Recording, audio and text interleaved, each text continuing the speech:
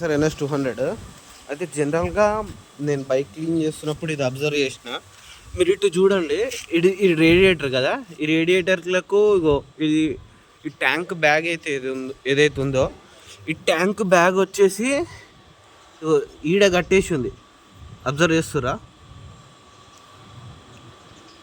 అయితే ఈడ కట్టేసి ఉంది. ఈ ట్యాంక్ బ్యాగ్ ఏదైతే దారాలు ఉన్నాయో ఈ రేడియేటర్లు ఇరుక్కపోయినాయి. ఈ దారాలన్నీ ఇరుక్కపోయి ఏమైనా అంటే తట్టుకున్నాయి. సో జనరల్గా మీరు ఏం చేయాలంటే ఈ రేడియేటర్ అనేది ఎప్పటికప్పుడు క్లీన్ చేసుకుంటూ ఉండాలి, క్లాత్తోనైనా సరే పైనకి వెళ్ళైనా సరే. ఎందుకంటే ఇట్లా దారాలు అవన్నీ అడ్డం పడ్డాయి అనుకో బండికి సర్క్యులేషన్ ఇబ్బంది అవుతుంది. సో ఈ బండికి ఈడికెళ్ళే ఈ ఎయిర్ వెంట్స్కి వెళ్ళి కూడా గాలి తగిలి ఇంజన్ అనేది కూల్ అవుతుంది. సో ఎప్పుడైతే ఈ దారాలు ఇవన్నీ తగిలిందని కొద్దిగా సర్క్యులేషన్ అనేది కష్టమైపోతుంది. గాలి ఆడకపోతే ఏమవుతుంది, మళ్ళీ ఆటోమేటిక్గా ఇంజన్ హీట్ అయిపోతుంది.